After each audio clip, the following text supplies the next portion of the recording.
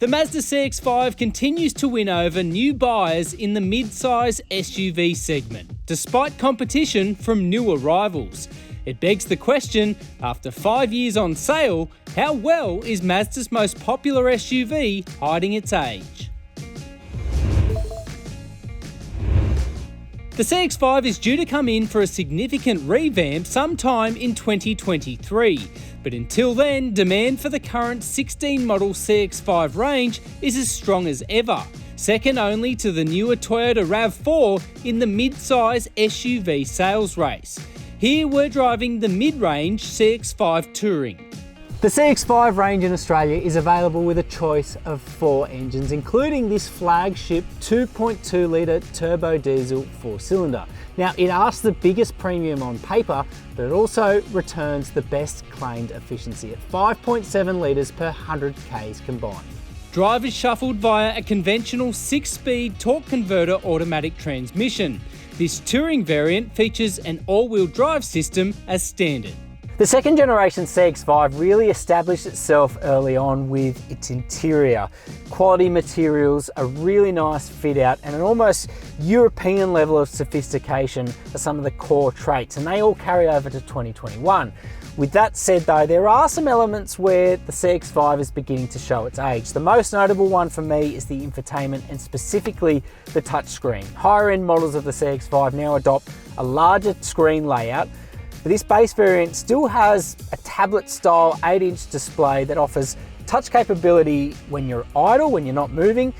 But once you start moving, you lose touch capability for safety reasons. So you're going to rely solely on this rotary dial. Now that may sound practical in theory, but in reality, if you're using a lot of Apple CarPlay or Android Auto based apps like I do, I find that it's much easier to make use of the touchscreen, and you often end up spending more time fiddling with the dial on the road, which can make for distraction.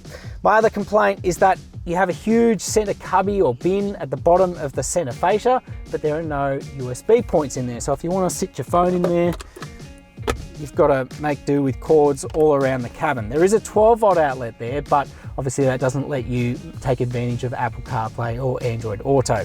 Otherwise, the ergonomics of the CX-5 are quite sound. There's decent incidental storage, and you sit really nice and low in the cabin, so you get a great view out.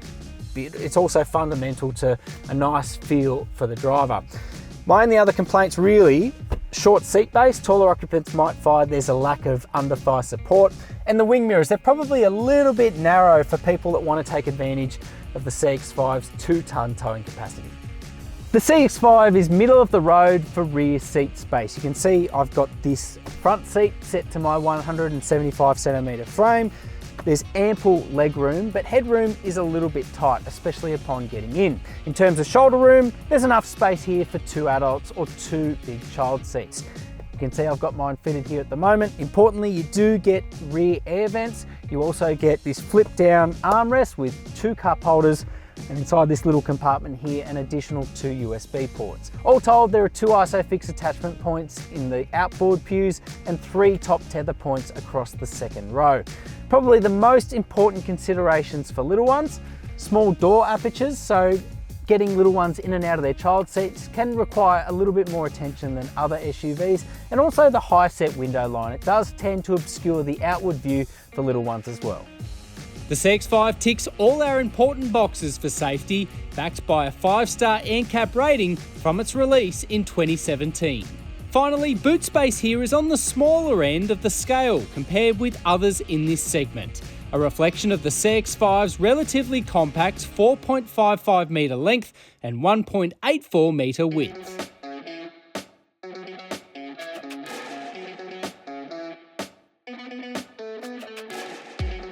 Now, size is pertinent here because it really does highlight the strengths and weaknesses of the CX-5 out on the road.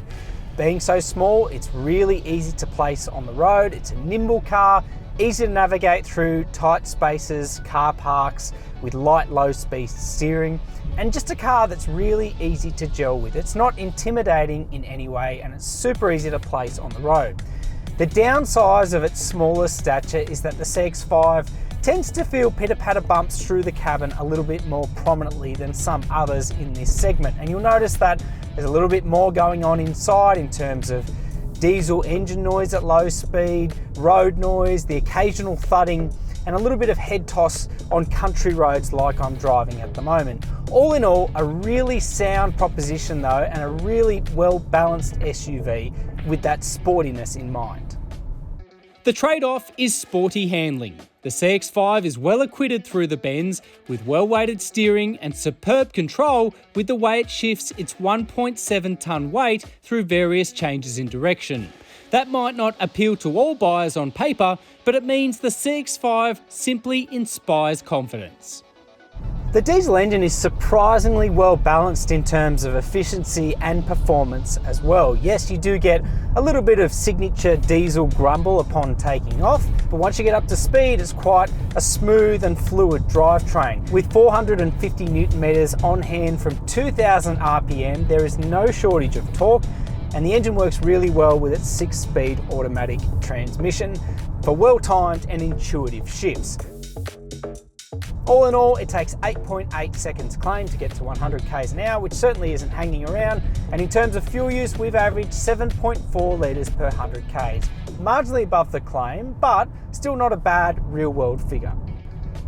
The word that comes to me when I'm talking about the CX-5 on the road is all-rounder. It is really strong in a mix of scenarios. It has an inherent sporty feel to the controls, probably a little bit busier over bumps, as I mentioned, than some other rivals in this category, but equally it's a car that will confidently tackle bends. It feels really adept in cross-country sort of driving scenarios like I'm doing at the moment, and on a highway it feels stable and planted, immune to crosswinds, immune to big hills with plenty of diesel power, and a really strong, sure-footed driving character overall. I've got to say, it's a car that I enjoy driving, and there aren't too many SUVs you can really say that about, especially in this mainstream mid-size segment.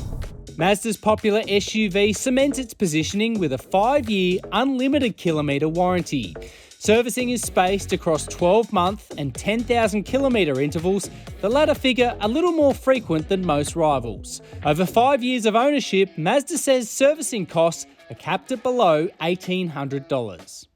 Now, although there are elements of the CX-5 which do suggest it is beginning to show its age a little bit, there are still some really strong inherent features in this current model.